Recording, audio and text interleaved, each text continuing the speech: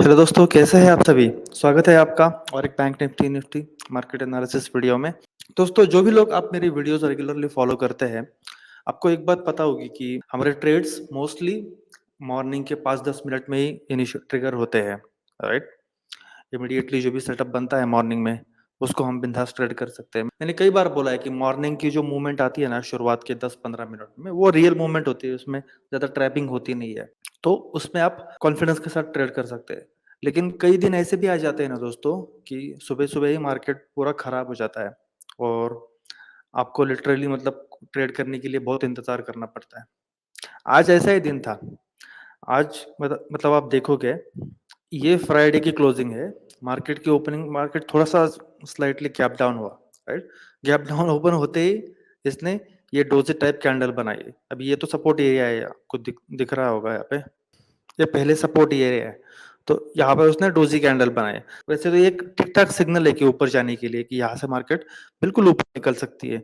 लेकिन आप मूवमेंट देखोगे ना इसकी, बस एक डोजी टाइप कैंडल बनाई, थोड़ा-सा ऊपर गया, एक बड़े रेड कैंडल के साथ फिर से नीचे आ गया। फिर से थोड़ा-सा लो बना के फिर से ऊपर। और यहाँ पे तो आप देखेंगे ना मूवमेंट, जैसे धक्के नहीं देते कि कोई गाड़ी को, धक्का देने पे गाड़ी चलती है, इस तरह से चल रहा था। कोई ऐसे मतलब उसमें ताकत नहीं दिख रही थी उस अप ट्रेंड में, या कुछ ऐसा स्ट्रॉन्ग बाइंग नहीं दिख रही थी। तो यहाँ पे लिटरली मैं मतलब सिर्फ बैठा रहा, हमने कोई ट्रेड नहीं लिया पूरे मॉर्निंग में आज। और दोस्तों, आज मुझे वो मतलब ये जब भी मेरे अर्लियर इनिशियल ट्रेडिंग डेज़ है ना, वो याद आ रहे हैं कि जब ये ऐसे कुछ सिनेरियोज़ होते थे ना मार्केट में, तो ऐसी जगह पे उल्टे-सीधे ट्रेड्स लेके मैं काफ़ी लॉसेस करता था, राइट? तो अभी वो मतलब आज वो दिन को मैं याद कर रहा था कि उस समय की मेरी मेंटालिटी क्या थी और आज की मेरी मेंटालिटी में कितना चेंज आया है। कि जो भी ये ऐसे सुबह मार्केट वियर्डली चल रहा था, तो हम पेशेंस के साथ बैठे रहे, हम बिल्कुल भी पैनिक नहीं हुए, बिल्कुल भी ऐसा नहीं था कि ये ट्रेडिंग करना ही है सुबह, मतलब 1 घंटे में मुझे प्रॉफ़िट ही करना है, ऐसा कुछ नहीं था। बस बैठे रहे कि अगर मार्केट ने अपॉर्च्युनिटी दी, तो हम बिल्कुल उसको ट्रेड करेंगे।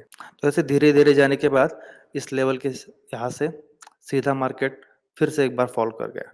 तो इस तरह की मूवमेंट होने के बाद तो मैंने डिसाइड ही किया लिया कि थोड़ी देर शांत रहेंगे, किसी इम्पोर्टेंट लेवल के आने तक का इंतज़ार करेंगे। अभी इम्पोर्टेंट लेवल मेरे लिए क्या थे सुबह ना, ऊपर के साइड में ये जो लेटेस्ट स्विंग है ना इसका, इसको हाई को निकालने दीजिए। इसके ऊपर मार्केट ट्रेड करेगा तो छोटे से टारगेट के लिए ले जाएँगे, लेकिन इसके ऊपर ही कॉल साइड का सोचेंगे।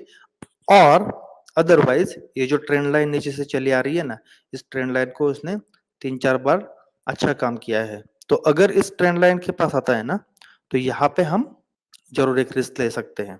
तो जैसे इस ट्रेंड लाइन के पास आया ना दोस्तों, तो यहाँ पे मैंने किसी सेटअप का इंतज़ार नहीं किया, राइट? अगर आप 1 मिनट पे चार्ट पे देखोगे तो लिटरली यहाँ पे मेरी फर्स्ट एंट्री हुई है। अब आप कह सकते हो कि यार यहाँ पे कुछ सेटअप भी नहीं बन रहा है, इतनी बड़ी बेयरिश कैंडल है। आपकी बात सही है, लेकिन यहाँ पे स्टॉप लॉस देखो ना आप कितना छोटा आ रहा है। बस 30 पॉइंट का स्टॉप लॉस है अपना यहाँ पे। 30 पॉइंट क्या ही होता है बैंक निफ्टी के लिए, राइट? रिस्क रिवॉर्ड टोटली यहाँ पे अपने टोटल फेवर में था, तो यहाँ पे मैंने किसी सेटअप का भी इंतज़ार नहीं किया।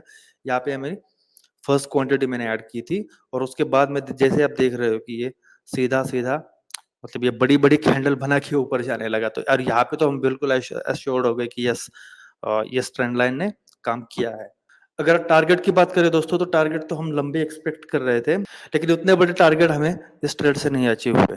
तो यहाँ पे जैसे-जैसे प्राइस एक्शन बना रहा था और इसके हाई को ये जब ये निकाल रहा था ना, तो यहाँ पे मैंने थोड़ी-सी और क्वांटिटी ऐड कर दी। फ्रैंकली मुझे लग रहा था कि मार्केट है ना, यहाँ तक भी आ सकता है।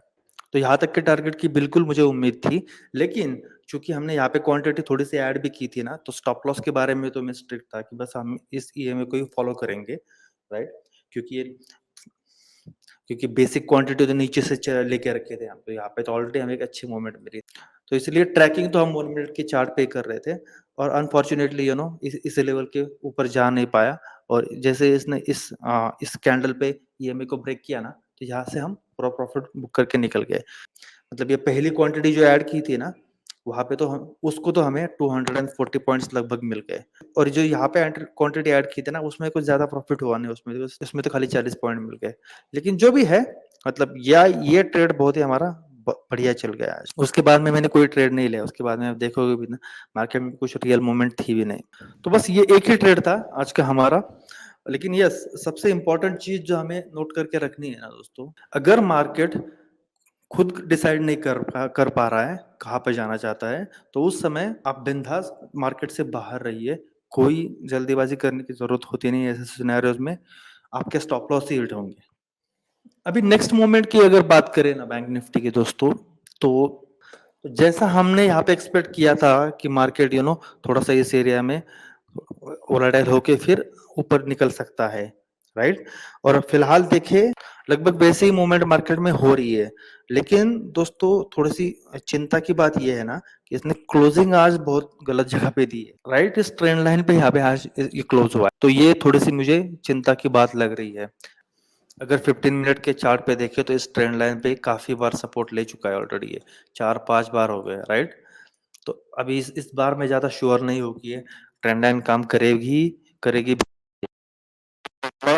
ब्रेक हो जाती है ना, तो ये पे काफी सारे स्टॉप लॉसेस लगे हैं, तो ये नीचे रैपिडली आ सकता है। तो ये थोड़ा सा कल के लिए देखना जरूरी होगा। लेकिन फिर भी हम डाउन साइड के ट्रेड के लिए इसके नीचे ही थोड़ा सा श्योर हो सकते हैं। ये 46,275 के लेवल है ना, इसके नीचे हमें कॉन्फिडेंस आएगा, राइट। और इसके नीचे फिर ये अगले टारगेट से 46,000 45,700 ये नेक्स्ट सपोर्ट है इसके लिए। तो फिलहाल का सिनेरियो दोस्तों ये है कि ये मार्केट तो दोनों एक ट्रेंड लाइन के बीच में ही फंसा हुआ है, और जब तक दोनों में से एक ट्रेंड लाइन ब्रेक नहीं हो जाती ना, कोई डिसिसिव मूव हम एक्सपेक्ट नहीं कर सकते। तो ये अंदर का एरिया थोड़ा सा रिस्की लग रहा है मुझे, तो इसमें ज्यादा कुछ छोटे छोटे स्कैल्पिंग की अपॉर्चुनिटीज मिलती है आपको तो ठीक है, लेकिन अदरवाइज कोई पोजिशनल या डायरेक्शनल ट्रेड इसके बीच में थोड़ा सा मुझे रिस्की लग रहे हैं रिस्क एंड रिवार्ड के हिसाब से, और ये ज्यादा कुछ ठीक ठाक मूवमेंट हो नहीं रही है यहाँ पे। तो यही ये ट्रेंड लाइंस ठीक से देख लीजिए, और कल के लिए आप भी मतलब आपके चार्ट पे ऐसे ट्रेंड लाइंस बना के इस ट्रेंड लाइन के आसपास देखिए मार्केट कैसे बिहेव कर रहा है, राइट। निफ्टी की बात करें, निफ्टी का ये 4 आवर का चार्ट है। निफ्टी में देखें तो ये फ्राइडे को जो भी हमने रेजिस्टेंस पहले मार्क करके रखा था, आप हमारी वीडियोस फॉलो करते हो तो आपको पता होगा हम वेंसडे थर्सडे से इस रेजिस्टेंस को डिस्कस कर रहे हैं कि यहाँ से मार्केट घूम सकता है। तो फ्राइडे को यही से ओपन होके सीधा नीचे आ रहा है निफ्टी।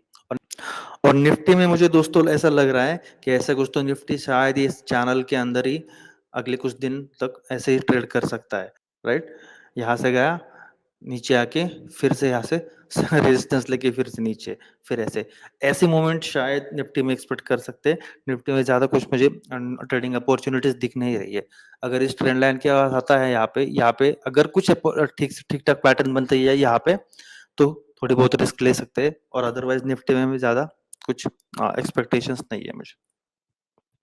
चलिए दोस्तों, thank you very much. Videos को ऐसे ही प्यार देते रहिएगा और चैनल को सब्सक्राइब भी कीजिएगा हमारे। मिलते हैं अगली वीडियो में, तब तक के लिए बाय बाय।